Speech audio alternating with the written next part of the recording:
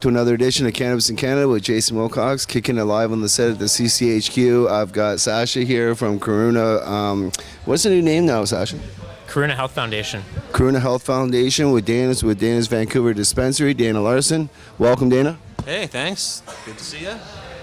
So we're just kind of kicking it here. We're here to talk a little bit about, some of the stuff going on. We got April 1st coming up.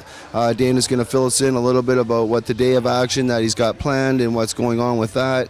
I think there's been some fabulous work with Sensible BC going on. This day of action is very important because both the federal injunction that is in place as well as the MMPR does not cover many of the aspects that April 1st addresses, like the 150 gram carry limit, the no extractions, issues that really still apply to Canadians, and we still need to fight this law and educate the public about how bad it is. So on that note, I'm going to hand the mic over to Dana because this is kind of a roundtable thing, and let him fill you guys in on what Sensible BC is doing and what's happening with April 1st, as well as 420, please, Dana. Fill us in. Yeah, sure. My pleasure, Jason. And congratulations on the big victory there. And people should understand it's only a temporary injunction, and there's still a lot of money needed to keep this case going forward and to make sure that when we get to court, we can keep that injunction in place and ultimately win a victory. And we've had a lot of our victories over the years have come through the courts, but it's important to have, I think, all angles of attack. We need civil disobedience, dispensaries, and places that provide medicine to patients. We need political pressure. We need to let our politicians know they got to make changes. We need to fight in the courts. We need visibility in the media. And so something that Sensible BC has been organizing to sort of support the coalition and this general push for medical cannabis is a day of action on April 1st. And Ted Smith and the MMPR group that he's got going, they're doing a rally in Ottawa on that day. And what we're organizing out of our Vancouver office, but for across Canada, is a day of action. Just call up Rona Ambrose and let them know how you feel about medical marijuana. Now, you're not going to get her on the phone personally, of course, but we want people to call her constituency offices, call her Ottawa office, send her a fax and an email. We want their phone ringing off the hook all day on April 1st, letting her know that Canadians across the country are willing to make an effort to let her know that they support medical marijuana, they support home cultivation. We want reasonable regulations that put patients first and not this kind of corporatized monopoly that puts money first and patients last. And so if people should be donating to the coalition. If they've got the energy and the ability, they should go to Ottawa and participate in that rally there. But in addition to, or instead of those things, they can also get on the phone. Everybody, no matter what the situation is, they can call Rona Ambrose or send her an email and send her a fax and let her know that you stand up for medical marijuana. Let her and her staff know what it means to you, why you support home cultivation, why you think this is important. And so that's something that Sensible BC is trying to do. We're not doing any more signature gathering campaigns right now, but for our organization, at the end of that, we got 200,000 signatures, as I'm sure folks are aware. Pretty good number. We're pretty happy about that. And what we're doing now is we're using all the volunteers and all the connections we made to keep being active and pushing forward on this issue and on all the surrounding issues, right? So we've got a pretty busy group at our office now. We have volunteers coming in. We have a lot of supporters out there who want to keep doing stuff. And so along with events like the Day of Action, we put on a rally at the legislature, at the opening of the legislature on February 11th. We had about 200 people come out to let Christy Clark know we want an end to marijuana arrests in BC. And this summer we got a bunch of stuff planned, but we're going to be working towards this fall. We've got municipal elections all across British Columbia this fall. They all happen at the same time in every city and town across BC. They all vote for a new mayor and council. And although these are federal laws we're talking about, cities have a huge role to play in how these are enforced. And we've just seen recently in Vancouver where the city council came out and said we're not going to be bothering these 30 dispensaries that are here. And although they're not quite as open about it, certainly Victoria and Maple Ridge and Kamloops and other cities that I can't think of, but there's definitely many cities across BC that have operating dispensaries. Nelson's a place who's been a dispensary a long time, and other cities where they've tried to open them and they've been shut down within months. And so the city government is very important in this, and we want more cities like Vancouver and like Victoria around the province. We want cities that are going to stand up for this, that are going to make marijuana a low priority, that are going to tell their RCMP to leave marijuana users alone and to leave that dispensary in town alone, go focus on other crime instead. And then I guess next year we've got a federal election coming up. And I know that we were hoping that at the federal election, we're going to defeat Harper. We'll get somebody in there, Trudeau maybe, or whatever, maybe Mulcair, but Trudeau has certainly come out the most in terms of legalization. But if we can get Harper out of there, we're pretty much, I hope, guaranteed to get some sensible marijuana laws in there. Hopefully we can make a medical program that works, and better yet, just legalize home cultivation and possession and purchase for all adults. And then we don't really need a big medical marijuana program. Maybe just a few tweaks for medical users, but basically if everyone can grow it and buy it and it's reasonably priced, that really solves most of the problems. So Sensible BC is still active. We support the coalition. We're also trying to, we support other things too. We're working a little bit with these bong shops that are getting raided and trying to get some attention on that and putting together a legal challenge for that kind of stuff, and just generally stay active and be involved. And that was a long ramble monologue for me, but there you go. That's the update on what we're doing, and thanks so much for this chance to talk to your audience about what Sensible BC is doing in our Day of Action. And if you go to sensiblebc.ca/Day of Action, that talks about that. There's also links there to the coalition, also links to Ted Smith's event in Victoria, the Fight MMPR as well. So you can find out about all that stuff and get involved and hopefully participate on all three. Give the coalition some money, go to Ottawa, and then while you're there, get on the phone and let Rona Ambrose know in person how you feel about these new changes going on. All right, you get your mic back now. Thanks, Jason. There you go. Well, actually, we can maybe open this up to a little more dialogue, because that was awesome. We will talk a little bit about 420 a little more. The work you're doing is tremendous. And the one thing I wanted to discuss was today's court discussion for Mr. Tusa, because there was some interesting things that the Canadian Crown had said around the language in the decision, and that kind of, that spooked me for a second, because they said that basically the language would apply, it only applied to the 4 plaintiffs. And Mr. Tusa made a very good argument around that 150 gram limit. Now I know 156 grams seems obscene, but there are people out there that have a license with that amount. I didn't know that till today, but I learned that. And basically the government means that they've issued prescriptions for 156 grams, then it issued a policy that says you can, if you have more than your day's supply on you, then you're basically a bit more than 150 grams, you're basically committing an offense.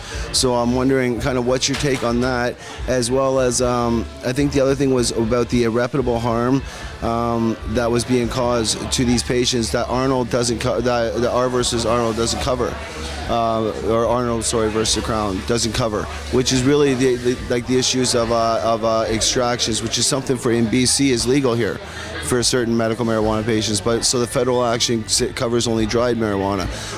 Issues around the 150 gram limit, and then there's a lot of those kind of, there's a whole bunch of convoluted, there's a whole bunch of convoluted interrelating court cases and decisions that no wonder, regular people have no idea what's going on, because if even us who are thinking about this all day long and totally engrossed in it aren't always really sure what the law is and what's going on, right? But Kirk Tusa is a great lawyer who's really advanced things for medical marijuana and other court cases quite a bit in the last few years.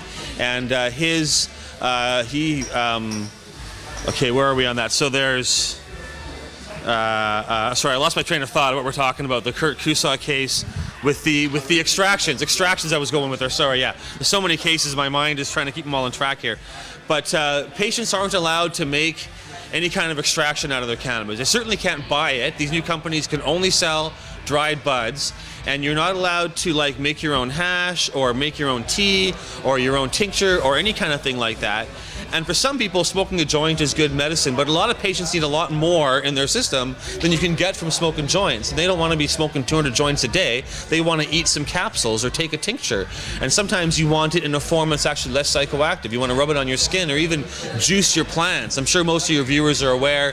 It's kind of a new trend and a new thing, but juicing your plants can apparently be very medicinal, very low psychoactivity, but you need a lot of plants to do that. And that's one of the reasons some patients seem to have these absurdly high limits. Like, who's smoking 156 grams a day? Well, nobody. But that patient maybe is juicing it or maybe making an extract and eating it. So there was a court case in BC, which has been one that Kirk was behind as the counsel, which said that patients are allowed to make their own extracts, but no one's allowed to help them so far, and only in BC can they do that. And the court's appealing that, so Health Canada is spending our taxpayer dollars fighting against the ability of people to make their own extracts. It's so ridiculous that the example was given in court, an elderly woman who makes her own tea. She grinds up her medical cannabis, puts it into a metal reusable tea bag, puts that into boiling water and sits it there. As long as that tea bag stays in the water, then that's not an extract. It's a whole cannabis thing, and that's legal. If she takes the tea bag out of the water and leaves the water, green water behind, that's an extract, and she's broken the law. Now, they're not going to knock down her door and take her away for making tea in her own home, but what kind of stupid law criminalizes that? And it makes it, that's the only way available. Health Canada says don't smoke marijuana. We think smoking's bad. Then they only make it available in the smokable or vaporizable form and not in any other form. And so that's good that's been defeated, but that's one of the reasons why I think dispensaries still have a big role to play, is that we offer all these various products that these new licensed producers just can't offer. And I'm sure they're going to lobby to be able to do so, but in the immediate future, they're only able to provide buds, and that's really just, that's only a small part of medicinal cannabis. Now, the other thing you talked about was the 150 gram limit and those questions. Some people have misinterpreted, I think, the court decision as saying you're only allowed to have 150 grams in all. But there's a difference between your supply limit and your possession limit. And possession under those conditions means what you can have on you in public when you go out the door of your house. And the judge did lower that. It used to be a 30-day limit that you could carry around with you. Most folks don't need a month's supply on them at once, but if you're moving or going on vacation or holiday, that's the reason for that higher limit. And so the judge, for whatever reason, I don't really know why, but under the new rules, they're making it a flat 150 gram limit no matter what you're allowed to possess. That's all you can carry around.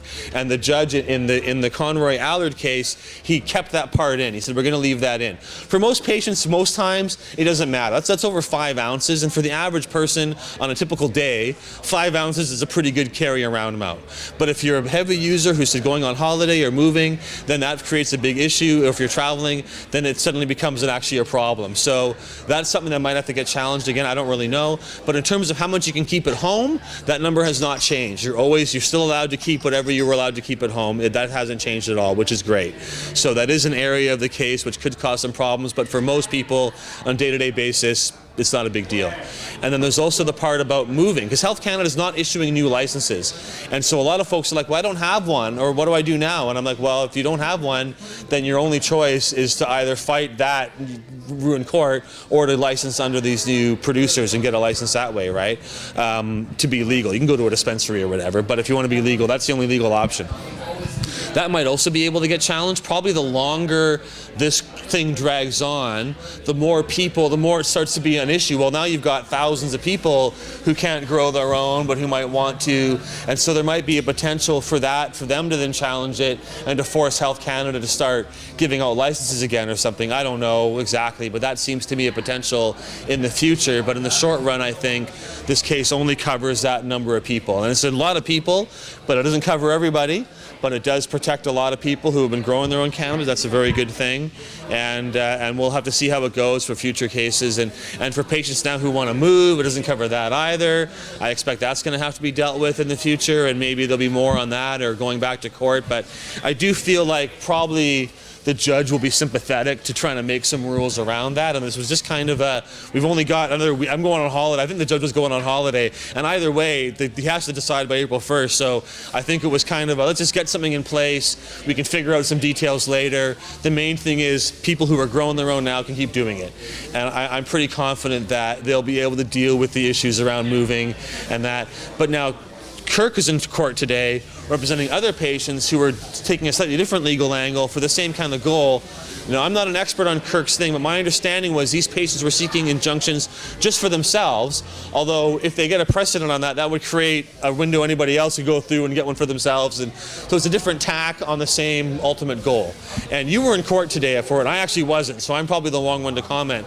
But I'm just going to say that I did get a tweet and then a text from Kirk, because my understanding, maybe you can explain this better, but that the Crown in that case was arguing that your decision only applied to those specific people and that it wasn't a class action. It didn't apply to everybody. It was just for them. And then Kirk texted me just as he was getting on a plane to go home saying the judge didn't accept that argument. I don't think his case has been decided yet. It was just a hearing today, but that trial within a trial, or that legal question, the judge was like, no, this applies to everybody. It doesn't just apply to those people in that particular case. It applies to everybody who was covered by that, which I think the original decision was pretty clear on that. That might have been the Crown's last-ditch attempt to try to minimize it, but it's something that was overturned. And so, Kirk and Conroy are both, I think, hero lawyers doing a great job for the cause. And Kirk's certainly also a good personal friend of mine, and I'm glad to have them on our side because they're doing great work. Was there anything else in that long monologue that I missed that you wanted me to mention there? I think I covered all the main points there and stuff. And I did a column the other day complaining about licensed producers. Some of the folks who have gotten these licenses are my friends, and they're cool people, but certainly of those who have got licenses so far, none of them has offered even moral support for the idea that patients should be able to grow their own. None of them has even said, yeah, we support both, and that really, and in fact, some of them, like Medagene, I really called them out because they're based here in Richmond, and they, their marketing strategy is to say, we're going to give money to the DARE program, and we think this crackdown on grow home cultivation is a good thing, and we support law enforcement, and we support all this stuff, and that, I don't know who they're marketing to, but I don't think most medical marijuana users are going to want to buy from a company when their money's going towards the anti-marijuana DARE program. Doesn't mean if you use medical marijuana you want all kids getting high and you want that, but the DARE program is pretty discredited and pretty, confrontational and propaganda style informational thing. So I really think it's a strategic marketing error, aside from moral questions, and certainly morally, anybody who profits from marijuana should be giving back to the greater cause of legalization. But a company, even just for marketing purposes, if I had one of these licenses, and I don't want one, but if I did, I would donate to the coalition, not only because it was the right thing to do, but because I know that if I'm a patient and I have to order from one of these companies, I'm going to want to order from the one that says, we donate to support your rights. Doesn't that make sense to, who else would you want to, we send them for patients, and we're not just about making money off you, but we're also going to use, we want you not to grow your own marijuana because our pot's so good and so cheap that you don't want to grow your own. That's why we want you to stop growing. But if you want to grow your own, go for it. That to me would be a great marketing thing and the morally right thing to do. And it seems weird to me that nobody's picked up on this yet.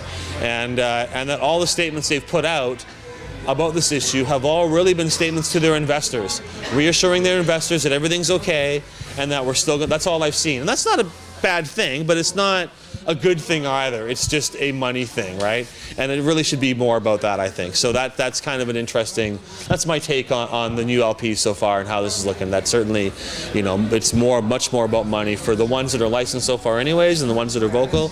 And I hope that more come in and that more vocal. They might be afraid of pissing off Health Canada too by saying something against them or whatever, but if getting a license means you become a lapdog to a terrible system, then you can no longer criticize it, then I don't want a license. You know what I mean? I don't think it does. I think that you're perfectly able to criticize the system from within.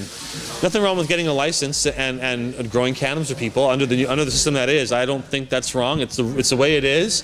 If you want to try to make that work for people, more power to you. I'm not against LPs, but I am against ones that try to then use that influence to create a monopoly for themselves, to say that dispensaries should be shut down, that home growing should be stopped, and that when we're just about, that kind of stuff. That's wrong. So anyways, there you go. I think that's the end of my talk today, but that was awesome, Dan.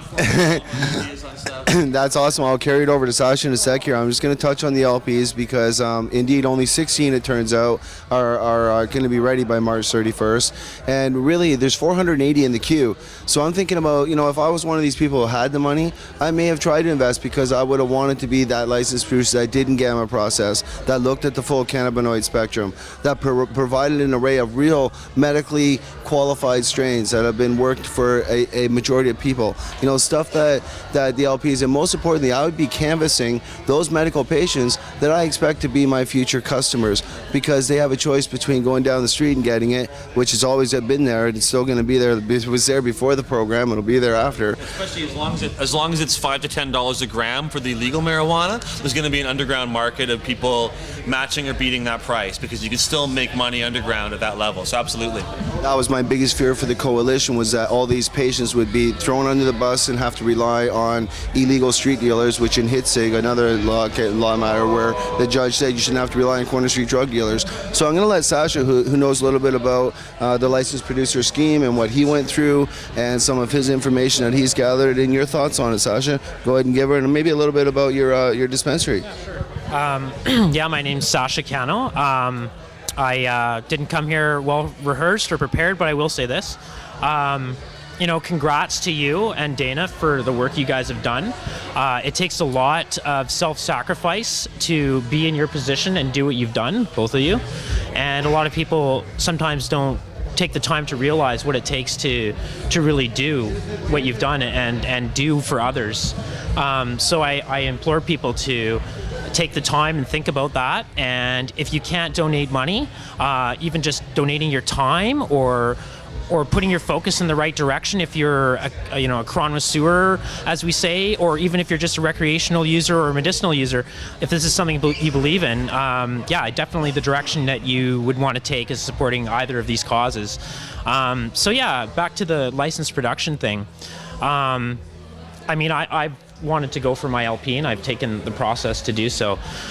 But when I really take the time to sit back and look at what's happening, as I think you need to do. First of all, you're getting into business with the government based on the current guidelines and regulations that they're putting forward. And anytime you're doing that, it's always risky business until it's all ironed out. And they seem to still be changing things here and there. They seem to have modeled it after the tobacco industry, which, if it was tobacco, may be a good route to take, but it's not. We like our terpenes, we like our flavor, we like chopping up a fresh bud in the morning and rolling it. Or maybe we just like to ingest a good edible. Regardless of what you like, it's not geared towards that. It's geared towards monopoly, I feel.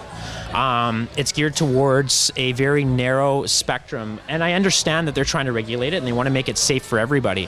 I don't feel that they've approached it in the manner in which they can do that yet. I feel if they had wanted to make it good for everybody, they may wanted to have looked at Colorado's model and sort of geared it more towards that a little bit. I'm not saying everything Colorado is doing is perfect, but I think they're more geared towards the masses and what they're doing and the good for the people and the good for the patients, rather than saying, okay, well, we want a gamma ray or we want a UV, which takes out all the terpenes. Doesn't that put us right back to where we were originally? Isn't that what got us into this mess in the first place? So in my opinion, maybe that sets the platform for somebody like Trudeau, who I like, to come out and say, okay, wow, we're 2 years later and all these licensed production places are in effect. Very few of them are able to survive because we weren't able to crack down on the black market aspect of it, which is going to kill them, and they're going to be regulated, so they'll be stuck doing what they have to do. And then, okay, well, you guys are almost finished off. There's a few of you big guys that are still kind of making it, but let's deregulate it now. Let's take out the UV and the gamma ray and sort of allow it to be what it was supposed to be. And hey, weren't we here 10 years ago? Deregulated. How many people are going to survive that, right? So, just taking the time to sort of sit back and look at that before I jump in with both feet and dump a bunch of my investors' money into it.